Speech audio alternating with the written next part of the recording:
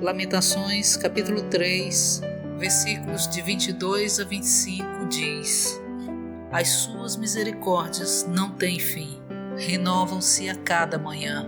Grande é a tua fidelidade.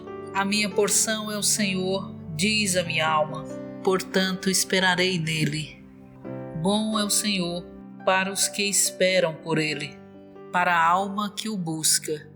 Podemos pensar que devido ao nosso fracasso, não temos esperança. Por isso é útil considerar Lamentações, capítulo 3, versículos de 22 a 25. Essas palavras foram escritas depois de os babilônios destruírem Jerusalém, queimarem o templo e terem levado muitos para o cativeiro. Sem dúvida, o povo de Israel deve ter achado que Deus tinha desistido deles e que estavam perdidos.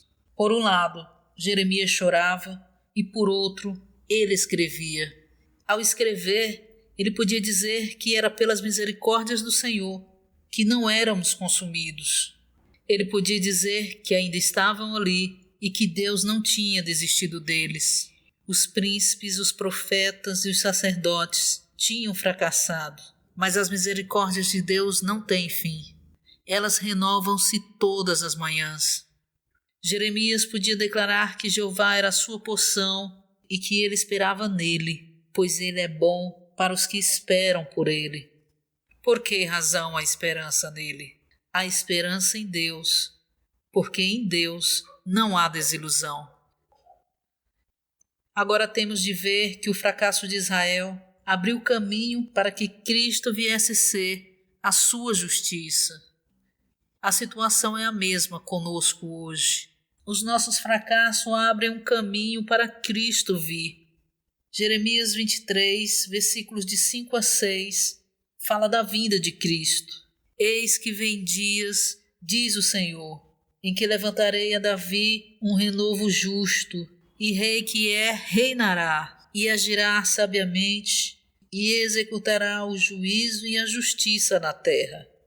Será este o seu nome, com que será chamado. Senhor, justiça nossa. Esse renovo justo é Cristo, como descendente de Davi. Vem o dia em que todo Israel receberá Cristo como a sua justiça.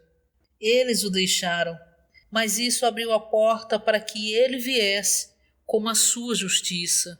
Então eles podem dizer: Senhor, não temos nada que Deus possa considerar justiça, mas tu viestes para ser a nossa justiça.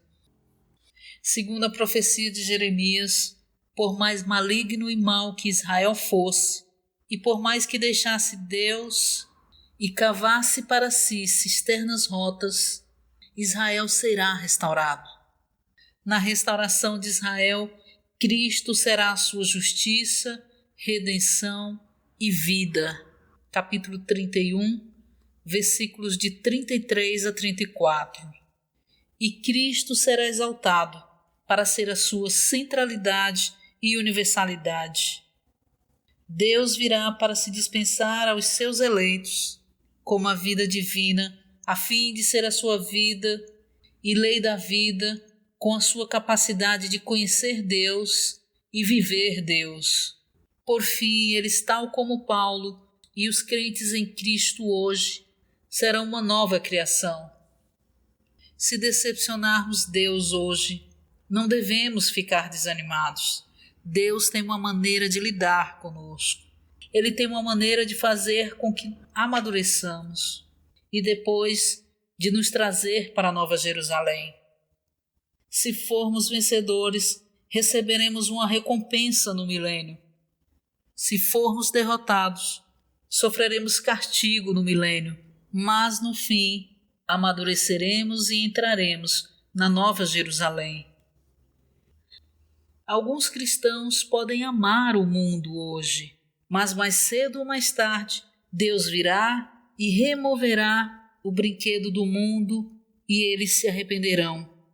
Então Deus dirá: Filho, não tens de te arrepender mais.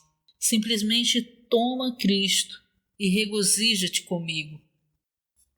Não há necessidade de nos preocuparmos com a nossa situação. Deus é paciente, compreensivo e misericordioso e se dedicará a fazer com que amadureçamos.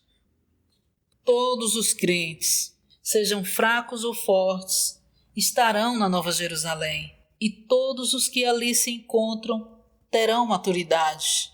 Quer busquemos Deus diligentemente ou só um pouco, Deus tem como fazer de Cristo a nossa justiça, a nossa redenção, a nossa vida, a nossa lei da vida e a nossa capacidade de vida, a fim de que alcancemos a maturidade.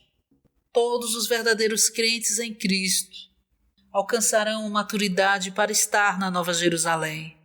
Portanto, não devemos ficar desolados nem desanimados.